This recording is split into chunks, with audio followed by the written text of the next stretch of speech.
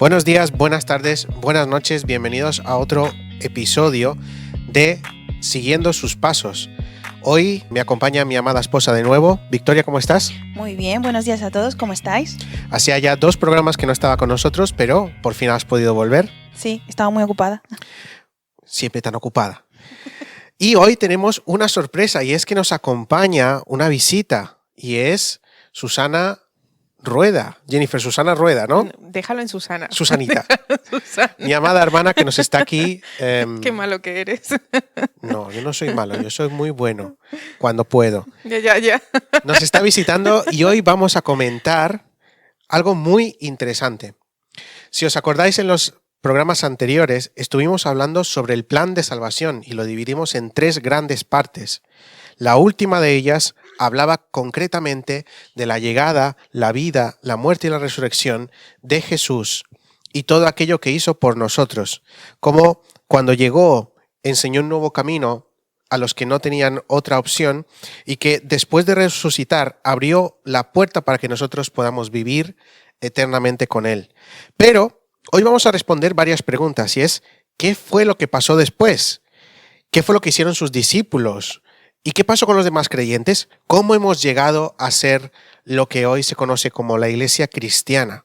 Pues eso es un mundo muy grande de información. Así que, para que sea un poco más comible, lo vamos a dividir en pequeños trozos. Hoy me gustaría que comentásemos todos juntos pues lo que pasó en el primer siglo. Digamos, después de la muerte y resurrección de Jesús, hasta final del siglo II, si os parece bien. Vale, vamos a ello entonces. Perfecto. Vamos a empezar desde el principio, desde el propio principio, desde el principio del principio, desde el principio. ¿Sí? ¿Sabríais decirme en qué año nació Jesús? Chan, chan. Pienso que un año antes del año 0. Pues mira, es curioso porque sabéis que tenemos el calendario gregoriano, pero antes existía el calendario juliano. Se sabe más o menos que hay unos 3 años de diferencia. Así que casi. El año 3 correspondería al año 0. Pero, mucho más interesante, ¿sabéis bajo el reinado de quién nació Jesús? Chon, chon. Sé el que estaba reinando en Judea, pero no el romano. Muy bien, ¿de quién se trata? Herodes, el grande. Herodes el Grande. Herodes el Grande se rindió, digamos, se convirtió en un estado vasallo del Imperio Romano bajo el reinado de Julio César.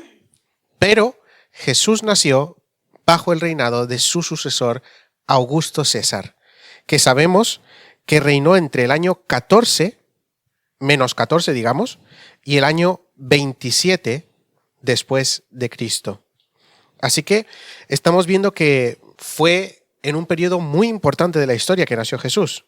Lo interesante es que no fue bajo el reinado de Augusto César que Jesús hizo su ministerio, sino en el reinado de su sucesor, Tiberio. ¿Podríais decirnos algo acerca de Tiberio? Qué rápido morían, ¿no?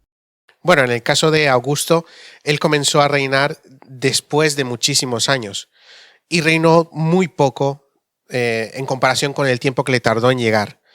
Pero, por ejemplo, Tiberio sí que reinó muchísimos años. Dentro de ese reinado es que encontramos tanto el ministerio de Jesús como su muerte y resurrección. ¿Podríais decirme algo de Tiberio? Era bastante especial, Tiberio. Uh-huh. Muy especial este hombre. Cruel.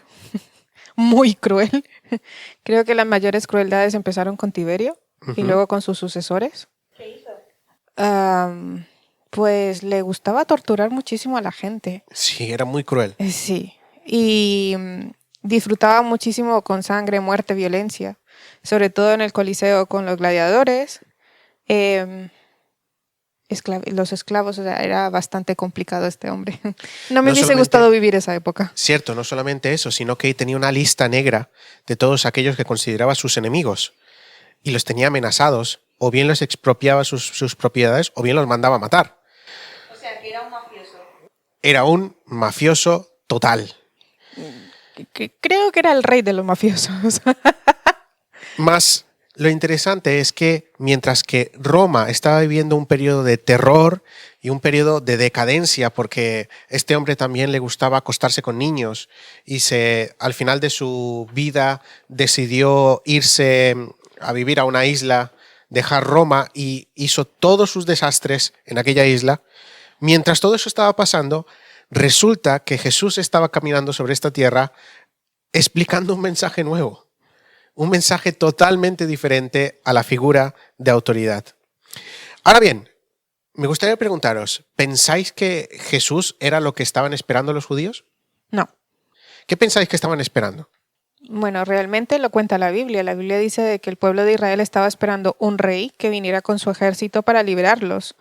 Más o menos como hizo Moisés con el faraón, pero más radical. En plan, aquí viene la venganza de Dios para liberar a su pueblo una vez más. Así que no tiene nada que ver con el reino de paz que trajo Jesús. ¿Y qué pensáis sobre sus seguidores? ¿Pensáis que atrajo a muchos seguidores? Pienso que sí, que impactó muchísimo, sobre todo por el choque cultural, ¿no?, que traía con todas sus respuestas.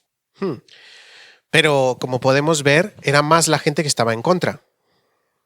Por supuesto, porque una de las cosas en las que Jesús era experto era en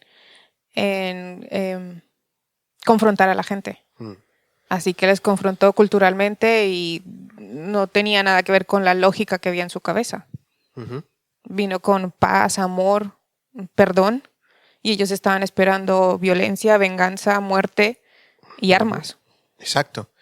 Y es interesante este punto porque vemos que sus seguidores no eran precisamente ni los más listos, ni los más influyentes, ni los más guerreros, sino que aquellas personas que empezaron a seguir a Jesús eran justamente los necesitados, aquellos que más necesitaban de misericordia, perdón, de amor. Y entre estos encontramos 12 personas que eran, digamos, las más allegadas. ¿Podríais decirme, esta es pregunta trampa, en total, cuántos apóstoles tuvo Jesús? Pasa palabra. Muy mal, Victoria. Esto es importante. Pues en principio eran 12, pero obviamente Judas termina traicionándolo. Y Y el nombre de quien le sustituyó era Matías. Matías, también apodado el Justo. El Justo. Entonces fueron 12 apóstoles y luego llega Pablo. Por lo tanto fueron 14 si contamos con Judas. 14 en total, 13 en la práctica. Justamente el número que la gente suele, digamos, relacionar con la mala suerte. Sí, es mi número favorito. ¿No es el 13 el que relacionan con la mala suerte? ¿Correcto? El 13. Pero has dicho 14. 14 menos 1.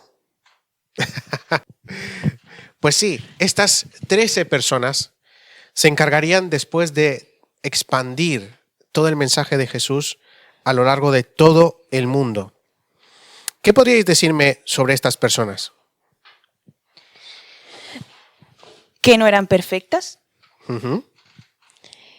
Creo que en ellos se cumplió lo que decía Dios de que Él se gloría en la sencillez y en las debilidades, porque eran los más débiles, analfabetos, no eran nadie reconocido, eran del montón y sin embargo llegaron a ser muy privilegiados. Correcto, sí. Pero podríais, cuando nos acercamos a la Biblia, vemos que hay como un antes y un después, ¿no? Como estas personas, no solamente los 12, sino el grupo de mujeres que seguía a Jesús, y luego tenemos otro grupo de creyentes que también seguían a Jesús, que era, por ejemplo, donde estaba Matías, que estaba cerca de Jesús desde el principio, pero no dentro del círculo original de los 12. Es decir, vemos que hay un grupo de gente que está continuamente siguiendo a Jesús. Pero todas esas personas sufrieron un cambio después de la muerte y la resurrección de Jesús. ¿Qué os llama la atención de ese grupo de personas antes y después?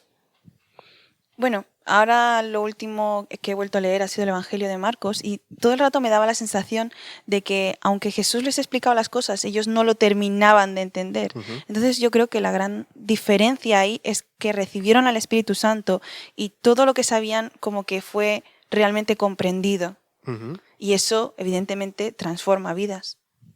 Sí, haciendo por ejemplo un apunte con lo que dice Vicky, también estaba leyendo el Nuevo Testamento. Y una de las cosas que me llamó muchísimo la atención, que no había visto antes, o lo había leído, pero siempre hay cosas como que se te pasan por delante.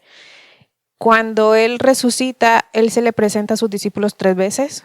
En la primera vez están todos menos Tomás. Sí. Entonces, Él se les presenta y sopla el Espíritu sobre ellos. Y es ahí cuando dice la palabra de Dios que les fueron abiertos los ojos. Sí. Y ellos entendieron ahí lo que decían las escrituras acerca de Jesús. Entonces todas aquellas dudas, aquellas cosas que no terminaban de entender cuando Jesús estaba en su ministerio, lo vinieron a entender cuando Jesús les dio el Espíritu Santo. Entonces es como otra confirmación de que solo a través del Espíritu Santo se te revela quién es Jesús. Exacto. Y puedes entender todo lo que sin Él no entendías. Es muy fuerte porque cuando miramos el Antiguo Testamento nosotros tenemos como toda la película, ¿no? Pero ellos solo tenían el principio, no sabían cómo iba a terminar. Nosotros empezamos leyendo la Biblia sabiendo el final, ¿no? Que Cristo muere y resucita. Es el gran spoiler. Pero en ese momento, aunque ahora mismo nosotros podemos ver que todo, literalmente todo apunta a Jesús, en ese momento no era tan... obvio. Sí, pero es tan obvio ahora. Correcto. Y creo que también el gran reto que tenemos ahora nosotros, que tenemos, como dice Vicky, el spoiler ya hecho, el gran reto es irnos al Antiguo Testamento y encontrar a Jesús, porque ellos fueron capaces de hacerlo en ese momento. Entonces, si ellos fueron capaces, nosotros ahora que también tenemos el Espíritu Santo y vive en nosotros, podemos ser capaces de ver al Espíritu Santo y a Jesús en el Antiguo Testamento, porque ellos tenían las escrituras. Sí, pero es interesante porque si tuviésemos que definir ese primer periodo entre la resurrección de Jesús y su ascensión o la llegada del Espíritu Santo en el Pentecostés, podríamos definirlo como miedo. Sí. Lo que vivieran esas personas era miedo, incertidumbre. Se sintieron abandonados, se sintieron perdidos, pensaron que las esperanzas se habían acabado hasta que reencontraron a Jesús. Y Jesús les devuelve la esperanza de que en lo que ellos habían confiado sí era verdad.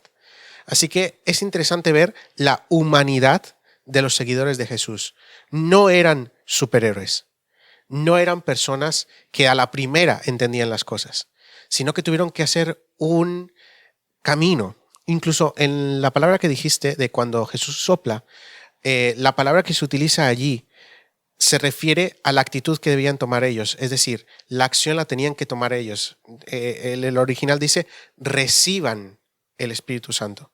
Pero cuando luego leemos en Pentecostés, dice, el Espíritu fue hacia ellos. Entonces, es interesante que por fe ellos recibieron lo que más tarde se mostraría como un hecho.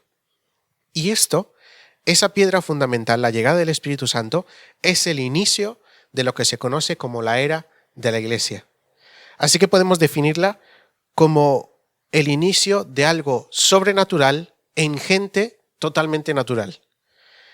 Gente que empieza en miedo, pero que acaba en total valentía. Vemos que hay un cambio cuando te encuentras a Jesús. Pero yo os pregunto, ¿cómo creéis que fueron los primeros momentos de ese grupo de creyentes justo después de recibir el Espíritu Santo? Imaginaos, habéis pasado por el miedo, habéis encontrado a Jesús, de repente todas vuestras esperanzas han renacido, estáis esperando con paciencia y llega el día y ¡pum!, el Espíritu Santo cae sobre vosotros. ¿Cómo fueron los días siguientes? ¿Cómo pensáis? Yo pienso que debió ser algo como el culmen, ¿no? Un éxtasis de todo Porque no solamente fue escucharlo, no solamente fue después entenderlo, sino que fue vivirlo en tu propia carne, ¿no? Uh-huh. Entonces debió ser muy impactante sentir algo diferente, tan radical por primera vez. Uh-huh. Sí, ahora estaba pensando que ellos habían pasado 3 años con Jesús, día y noche, ¿no? Uh-huh. Así que tenían una relación con Jesús.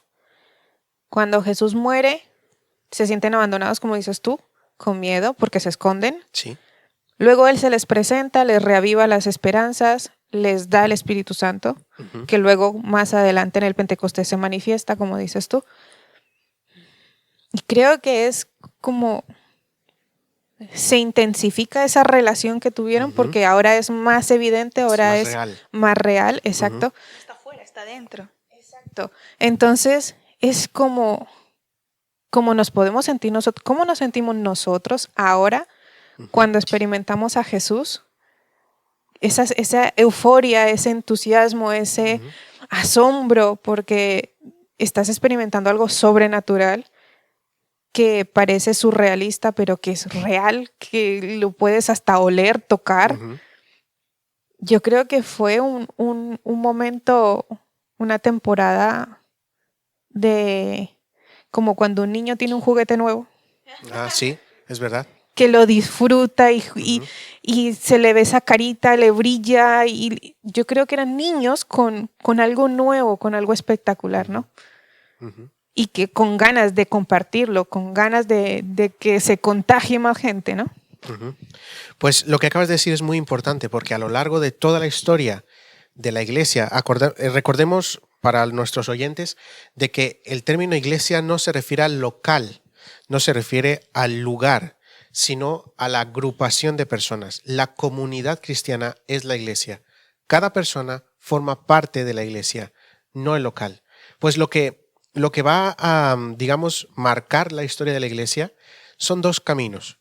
Un camino que se hace sin Jesús, sin el apoyo del Espíritu Santo, y vamos a ver cómo hay desastres, cómo hay divisiones, cómo hay tristeza y dolor, pero luego vuelve a caer otra vez esa renovación del Pentecostés en un momento sobre un grupo de personas que luego vuelve otra vez a florecer y vuelven a sentirse, como acabas de decir, nuevos, renovados, con algo que parecía que habían perdido, pero que trae nueva esperanza, un nuevo encuentro más personal con Jesús.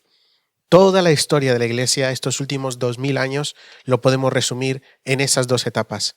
Caminar sin Jesús y fracasar, y caminar con el Espíritu Santo y renacer. Entonces, ¿todos esos reavivamientos crees que son consecuencia de volver a experimentar algo que no tenían en ese momento? Sí, es más aún, es volver a la base. Volver a la base. Nos da la sensación de que como el flujo del tiempo va hacia adelante, la iglesia debe ir hacia adelante. Pero en realidad lo que Jesús nos muestra es que tenemos que volver hacia atrás, volver hacia el inicio, hacia el paraíso, el lugar donde Él se paseaba con nosotros al atardecer, volver a la intimidad. Siempre es un camino hacia atrás. Entonces, cuando el ser humano, dentro de la iglesia, con sus imperfecciones, como hemos visto, porque no somos los mejores, ni los más inteligentes, volvemos otra vez a vivir bajo nuestras fuerzas y queremos construir con nuestras fuerzas, fracasamos. Fracasamos una y otra vez. Y nos toca volver otra vez a destruir aquello que se ha construido y volver a Jesús una y otra vez, una y otra vez. Sí, ahora estaba pensando, se me estaba ocurriendo, sabes que a veces oímos que hay cristianos que lamentablemente viven en un bucle. Uh-huh. Conocieron a Jesús hace 20 años y están repitiendo ese mismo año 20 años seguidos, o sea, el mismo año durante 20 años. Y es como un bucle, ¿no? Pero lamentablemente es sin Jesús. Exacto, solo es teoría. Uh-huh. Y por eso sus vidas no avanzan, por eso no crecen, no hay cambios, no hay transformación. Y ahora estaba pensando en cuando el Señor nos dice que volvamos a nuestro primer amor. Uh-huh. Y cuando dices tú de volver atrás, es como vivir ese momento eternamente. Uh-huh. Ese primer amor eternamente. Uh-huh. Ese momento de amarlo, de conocerlo, de experimentarlo y vivirlo día a día como un eterno hoy. Exacto. El problema es que nosotros avanzamos con el tiempo y queremos que también las cosas del reino avancen como avanza el tiempo aquí en la tierra. Y lo que nos está pidiendo Dios es, vive ese primer amor eternamente con un hoy eterno. Exacto, sí. Pero no es como recordar ese primer amor, sino cada día volver a vivirlo. Exacto, es vivirlo eternamente en un hoy eterno. ¿no? Lo interesante es que cuando hacemos eso, vivimos el cambio que vivieron los primeros cristianos. Pasamos de vivir en el miedo a vivir en el poder, en la valentía. Y esto lo veremos a lo largo de toda la historia.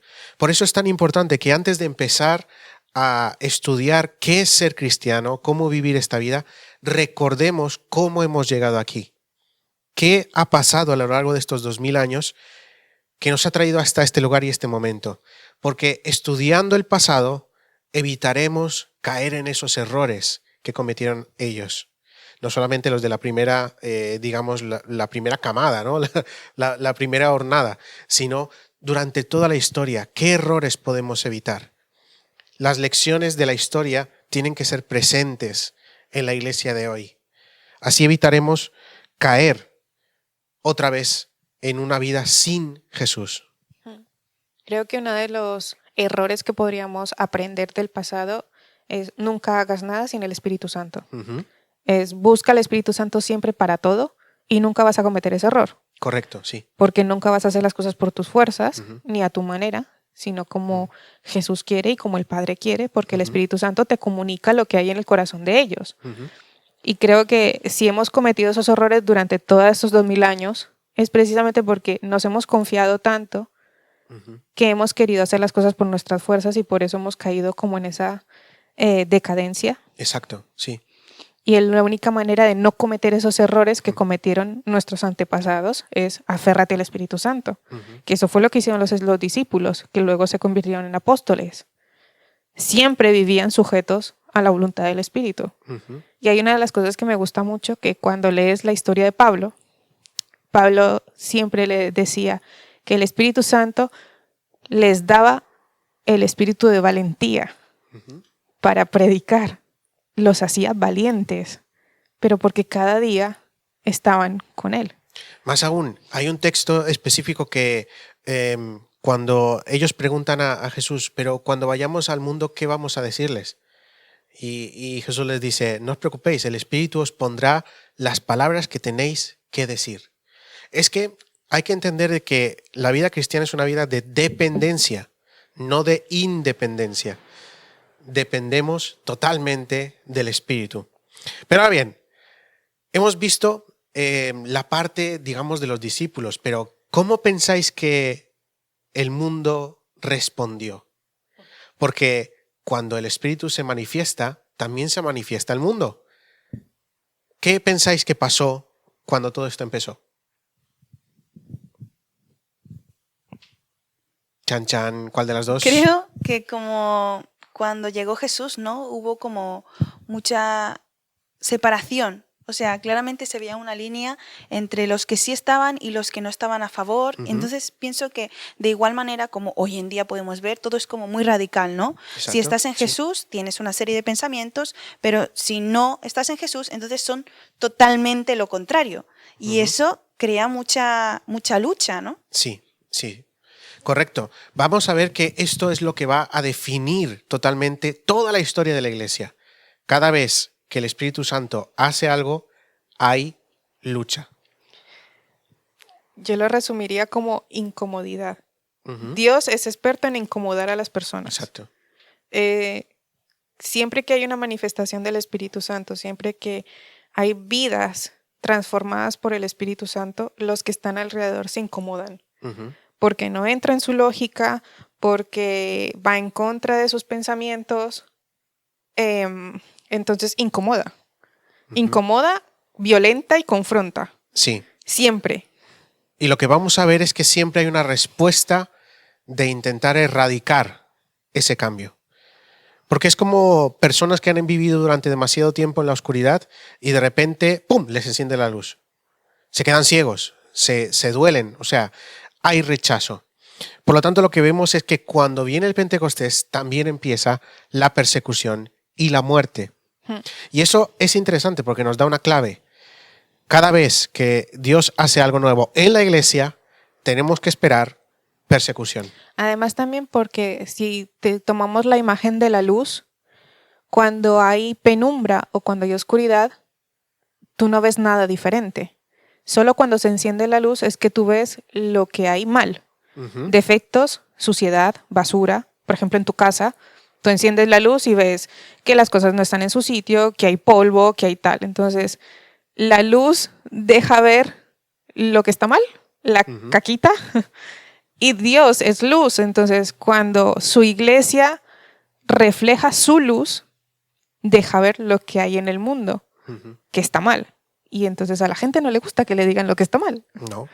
Es mucho más fácil esconderlo que arreglarlo. Por supuesto. Tampoco le gusta que le muestren que está sucio. Y eso es precisamente también lo que pasa en nuestras vidas y que también aprendemos a lo largo de la historia de la iglesia. Las personas que verdaderamente hicieron un cambio fueron porque encendieron la luz, vieron lo que estaba mal y decidieron creerle al Espíritu Santo de que solo Él tenía la capacidad de arreglarlo. Y de limpiarlos. Y Dios lo hizo. Pero es difícil porque normalmente empieza, podríamos decir, ¿no?, como en la Biblia, por una persona. Y cuando ves que todo el mundo va hacia una misma dirección, cambiar de dirección es realmente una decisión de muerte. De muerte. Valientes. Sí. Fija. Sí. Pero son justo esas personas, igual que Jesús, que fue a contracorriente sin importarle nada. Esos son los verdaderos discípulos. Esa es la verdadera iglesia, la que va en contra del sistema mundial. Pero ahora bien, yo os pregunto, ¿quiénes fueron los primeros mártires? ¿Sabríais decirme quiénes fueron las primeras personas que tenemos constancia dentro de la Biblia que siguieron su testimonio hasta la muerte? Creo que el que más conocemos todos es Esteban, que Esteban era, dice la palabra de Dios, me encanta porque cuando lo describe dice que era un hombre lleno del Espíritu Santo, valiente, que incluso cuando lo estaban apedreando, Dios le permitió verle, abrirle los cielos para que lo viera y ver su gloria. Eso es impresionante. O sea, yo cuando lo leía, yo decía, Señor, yo quiero tener la relación que tenía Esteban contigo, como para que me permitas ver los cielos y ver tu gloria. Y es el primero que muere apedreado. Pero antes justamente también, bueno, ahora mismo me haces dudar. Vamos a tomarlo como que sea el primero. ¿Cuál habría sido el segundo? Es que yo pienso que antes no muere Juan. No, pero Juan no el apóstol. Santiago. Santiago el mayor. No. Después. Creo que es después, ¿verdad? Es después porque creo que para cuando Santiago lo condenan a muerte, Pablo ya está. Muy bien. Pues lo vamos a dejar como deberes para nuestros queridos oyentes. Id al libro de Hechos, que es el que narra todos estos sucesos, y poned en los comentarios del vídeo quién fue el primero, quién fue el segundo. Lo que sí sabemos claramente es que hubo muertes. Sí. Hubo gente que decidió morir antes que ir en contra de aquello que sabían que era verdad. Y esto es muy importante porque también a través de personas que entregaron su vida es como hemos llegado aquí hoy. Y parece ser que hoy en día no existe este movimiento mártir, pero podemos ver como la iglesia, por ejemplo, en el este, en la parte este del mundo, o en África, por ejemplo, sí están dando sus vidas por causa de la palabra de Dios. Y aunque nosotros estamos en un lugar privilegiado, gracias a todo lo que ha pasado, que vamos a ver poco a poco a lo largo de la historia, sí es verdad que también debemos estar dispuestos a entregar nuestra vida. Pero creo que podemos entenderlo del tema de mártir como de dos formas, o sea, la física y en sí la esencia de mártir, que es aquella persona que muere por causa del evangelio. Sí. Y luego aquellos que día a día, cuando renunciamos al mundo, morimos. Entonces nos convertimos en mártires. Correcto. Esa es la esencia también del cristianismo. Aquellos que dejan su vida por amor a Cristo. La entregas, porque al fin y al cabo empiezas a perder gente a tu alrededor que no es cristiana, porque empiezan a juzgarte. Es que eres muy radical, es que eres muy espiritual, es que estás en una secta, es que tal. Cierta manera te están matando, por así decirlo, de la sociedad, del círculo social, ¿no? Pero si estás dispuesto a llegar a eso es porque tienes en tu corazón la prioridad que es Dios y en cierta manera te estás convirtiendo en un mártir. Obviamente no tanto como aquellos hermanos y hermanas que sí que están muriendo realmente y entregando sus vidas por el Señor. Pero podemos compartir como una pequeña pincelada de Lo veremos un poco más adelante cuando estemos hablando sobre todo de la respuesta de Roma y todas las persecuciones que hubo en el primero, segundo y tercer siglo. Pero realmente lo que dices tiene mucho sentido porque la palabra mártir realmente es testigo. Aquellos que los testigos son los que delante del juez tenían que decir que habían visto o no visto algo. Y su testimonio tenía que ser firme. La única manera de que un testimonio sea más firme es poniendo la vida en juego.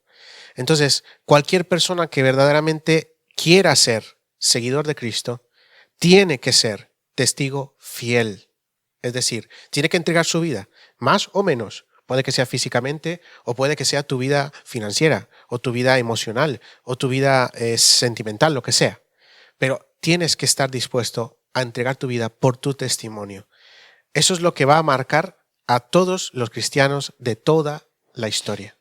Creo que una de las cosas en la que honramos a esas personas que mueren por el Evangelio es porque tienen su mirada puesta en algo superior. Ellos tienen la esperanza de que la vida aquí en la tierra es pasajera, que esto no es nada, que realmente no pertenecemos a este mundo. Justamente estaba escuchando esta mañana algo muy interesante. Y es que comparaban el estar aquí en la tierra con una escala. Cuando vas de viaje, que tienes que hacer una escala, tú coges el avión y haces una escala, pero el avión te deja y tienes que dormir en otro país, en un hotel que a lo mejor la cama no es buena, la almohada no es buena. O en el propio aeropuerto. O en el propio aeropuerto. Pero tú sabes que es una situación pasajera, porque tú pronto vas a estar en tu casa y tú vas a reanudar ese viaje. Y nuestra vida como cristianos aquí es como una escala. Nuestra verdadera casa no está aquí. Sí. Entonces, pase lo que pase en esta tierra, será pasajero. Sí, correcto. Entonces, no aferrarnos a eso porque tenemos una esperanza mayor de que pronto voy a estar en mi casa. Y creo que eso es a lo que se aferran los mártires. Personas que realmente son capaces de dar su vida porque tienen esa esperanza y la creen firmemente. Correcto, sí.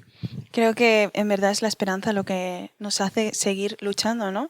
Como la historia del anillo. No me acuerdo muy bien cómo era. ¿Me la repites, por favor, mi amor? La de aquel rey que tenía un anillo que, este rey era un muy mal rey, hasta que llega un herrero de su reino y le regala un anillo y dice, con este anillo vas a gobernar bien. Y de repente, con los años, se dan cuenta de que este rey cambia radicalmente y comienza a gobernar perfecto.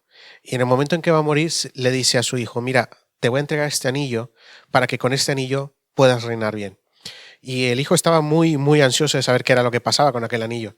Así que cuando su padre muere y le da el anillo, se da cuenta que dentro del anillo está escrita una frase que dice, todo pasará. Así que comienza a pensar en esta frase y se da cuenta que cuando está disfrutando del mejor banquete, le viene otra vez esta frase a la cabeza, todo pasará, y entonces se calma, porque sabe que lo bueno también termina. Pero cuando tiene los problemas más grandes, vuelve a recordarse la frase, todo pasará, y se da cuenta de que aunque está pasando un mal momento, también va a pasar. Entonces ese equilibrio le hace reinar correctamente. Era esa historia, ¿no? Esa era. Creo que ese anillo debe ser Jesús y debemos realmente fijar nuestros ojos en Él para que cuando estemos disfrutando, disfrutemos de verdad, pero cuando estemos sufriendo, podamos darlo todo.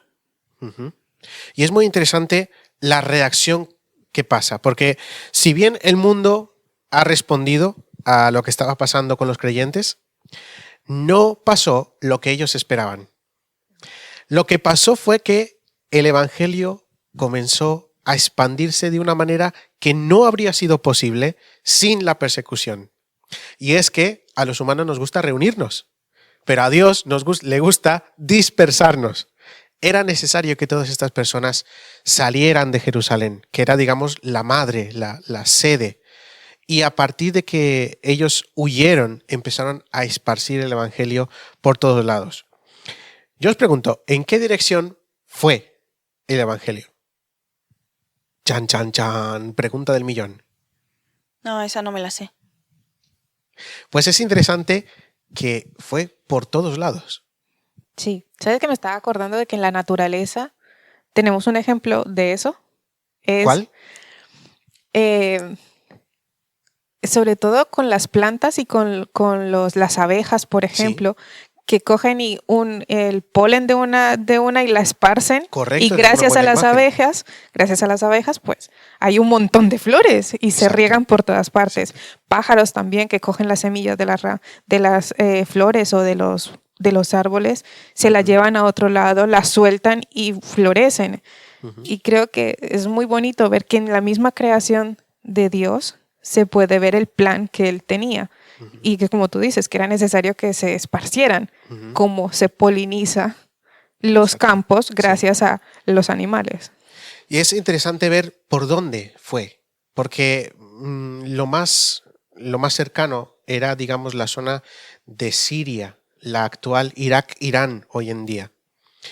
Y fue por ahí, justamente por donde se fue el Evangelio, hacia el norte, pero también hacia el sur, a un lugar donde casi 1000 años antes los israelitas habían salido.